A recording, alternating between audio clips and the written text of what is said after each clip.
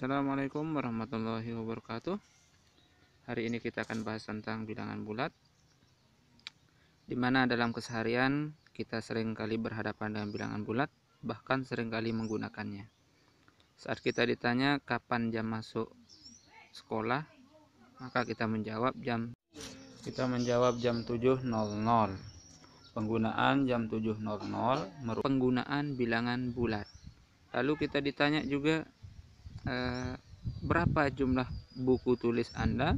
Kita jawab 15. Penggunaan 15 ini adalah penggunaan bilangan bulat.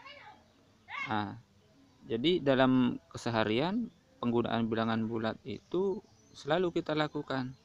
Hanya saja kita tidak memperhatikan apa itu bilangan bulat. Coba kalian perhatikan gambar daun singkong ini. Pada daun singkong ini terdapat 7 buah helai daun pada setiap tangkai daunnya. Penggunaan 7 adalah penggunaan bilangan bulat. 7 ini mewakili jumlah dari daun tersebut. Baik, sekarang kita mulai dengan definisi awal kita, yaitu bilangan cacah. Bilangan cacah ini dalam bahasa Inggris disebut sebagai whole number, di mana bilangan cacah ini adalah bilangan yang digunakan untuk mencacah atau menghitung. Bilangan cacah juga disebut sebagai bilangan asli atau natural number, di mana bilangan asli merupakan bilangan yang digunakan untuk menghitung. Seperti tadi ada contoh penggunaan 7 dan 15. Di mana bilangan asli atau bilangan cacah ini dimulai dari 0, 1, 2, 3 sampai dengan 9. Jadi selama kita menggunakan bilangan, kita akan selalu dihadapkan dengan bilangan cacah. Bilangan cacah ini yang kita gunakan. Misalkan kita akan menghitung tinggi badan. Tinggi badan Rudi 165 cm. 165 terdiri dari bilangan cacah yaitu 1, 6, dan 5. Lalu berat badan Rudi adalah 60 kg, di mana 60 ini merupakan gabungan dari bilangan cacah 6 dan 0. Sekarang perhatikan gambar berikut, di mana ada Rudi dan ada Pak Rosi. Pak Rosi berdiri sejauh 3 meter dari Rudi. Di sini kita menjadikan Rudi sebagai titik acuan. Artinya posisi Pak Rosi dilihat atau ditinjau dari kedudukan Rudi. Hal lain yang dapat kita lihat dari gambar ini juga bahwa posisi atau kedudukan Pak Rosi sejauh 3 meter dari Rudi. Kita sudah menjadikan Rudi sebagai titik acuannya. Nah, bagaimana sekarang jika misalkan Pak Rosi bergerak ke kiri menuju Rudi? Di sini Pak Rosi bergerak ke kiri menuju Rudi, di mana Rudi adalah titik acuan, maka jarak sekarang dari Rudi ke Pak Rosi adalah 2 meter.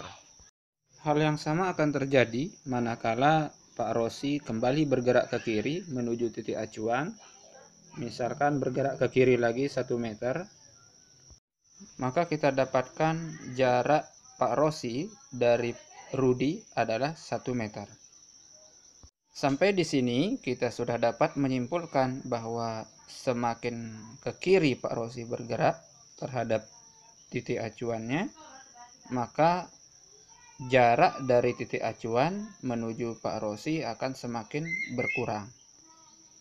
Sekarang bagaimana jika posisi Pak Rosi sudah persis sama dengan posisi Rudi? Apa yang akan terjadi? Berapa jarak dari Rudi ke Rosi yang tepat? Jika tadi semakin ke kiri, semakin mengecil, sekarang posisinya sudah sama. Berapa jarak sekarang antara Pak Rosi dengan Rudi? Tepat bahwa jawaban sekarang adalah 0 meter. Karena posisi Pak Rosi sudah tepat berada di tempat Rudi atau di tempat acuannya. Baik, sekarang kita kembali melihat kondisi berikut, di mana tadi, ketika Pak Rossi semakin ke kiri mendekati Rudi sebagai titik acuan, maka jarak Pak Rossi dari Rudi semakin mengecil. Hal yang sama akan terjadi ketika Pak Rossi bergerak ke kanan, maka jarak dari Rudi ke Pak Rossi akan semakin membesar. Sehingga pergerakan Pak Rossi setiap 1 meter ke kanan atau 1 tempat ke kanan akan menambah jumlah jarak dari Rudi ke Pak Rossi. Jika Pak Rossi bergerak ke kanan sebanyak 5 meter, maka jarak dari Rudi menuju Pak Rossi adalah ditambah 5 meter. Artinya, jika Pak Rossi terus bergerak ke kanan, akan terjadi penambahan jarak antara Rudi dengan Pak Rossi. Jarak ke kanan ini kemudian kita tandai sebagai positif. Hal yang sama akan terjadi manakala Pak Rossi tepat berada di posisi Rudi, tapi bergerak ke arah kiri. Di sini, Pak Rossi bergerak ke arah kiri dari titik acuan Rudi sejauh 2 meter. Jaraknya tetap sama 2 meter dari Rudi. Jika bergerak ke kanan 2 meter dari Rudi, maka jarak Rudi ke Pak Rossi 2 meter. Bergerak ke kiri dari titik acuan juga sama 2 meter. Lalu apa yang membedakan antara pergerakan Pak Rossi ke kanan dan ke kiri dari titik acuan Rudi? Jika tadi kita melihat bahwa pergerakan ke kanan dari Pak Rossi dari titik acuan akan berakibat penambahan atau tanda positif, tentu jika bergerak ke kiri dari titik acuan maka tandanya akan berubah negatif. Meskipun jarak dari Pak Rudi ke Pak Rossi akan tetap sama. Misalkan bergerak 2 meter ke kanan dari Rudi, berarti dia positif 2. Kalau bergerak ke kiri 2 meter berarti negatif 2 dari Rudi. Di sini tanda positif maupun negatif adalah menunjukkan arah pergerakan Pak Rossi, di mana jika ke kanan maka bertambah, jika ke kiri maka berkurang. Untuk mempermudah pemahaman ini, mari kita tinjau kondisi berikut di mana kita menggunakan suatu garis yang disebut sebagai garis bilangan. Pada garis bilangan ini, di mana posisi Rudi tadi yang sebagai acuan merupakan titik 0, di mana arah kanan dari 0 memiliki tanda positif dari 1, 2, 3, dan seterusnya, sedangkan ke arah kiri dari titik acuan memiliki tanda negatif, negatif 1, negatif 2, dan seterusnya.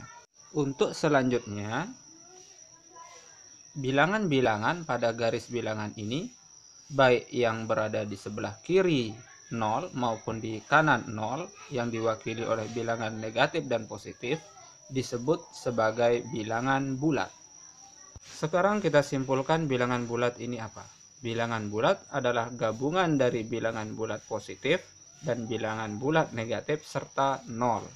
Sedangkan bilangan bulat positif dimulai dari 1 yang semakin besar sampai tak hingga ke kanan, kita sebut sebagai bilangan bulat positif, sedangkan dari negatif 1 bergerak ke kiri semakin kecil sampai tak hingga, kita sebut sebagai bilangan bulat negatif, serta 0 bersama-sama kita sebut sebagai bilangan bulat.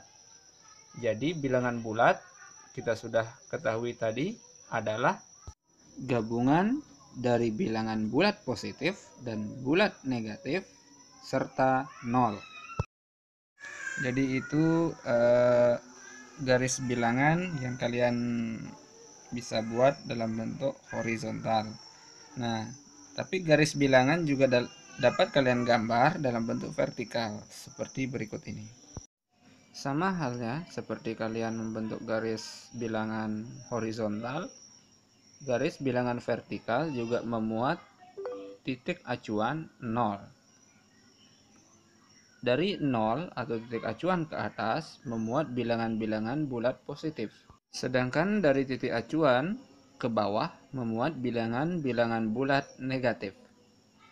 Jadi semakin ke atas bilangan bulat positifnya semakin besar, sedangkan jika ke bawah maka bilangan bulat akan mengecil. Jadi itu tadi bentuk garis bilangan horizontal dan vertikal. Sedangkan untuk yang vertikal ini mungkin ke depan kita tidak akan gunakan karena menghabiskan banyak tempat untuk menggambarnya. Jadi kita akan selalu menggunakan garis bilangan horizontal. Namun konsepnya masih tetap sama.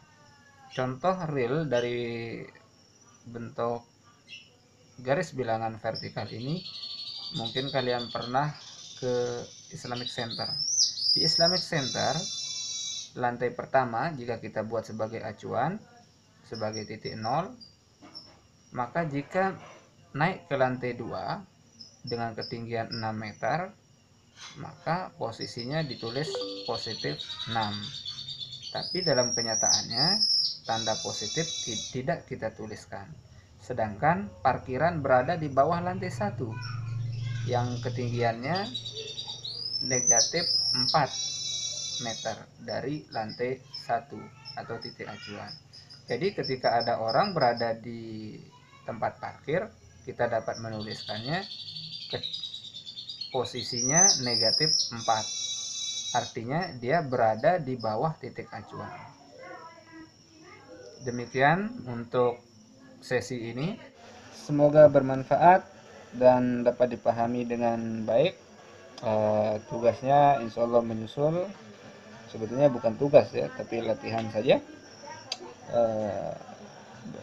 Bapak tutup. Wabillahi taufiq wal hidayah. Wassalamualaikum warahmatullahi wabarakatuh.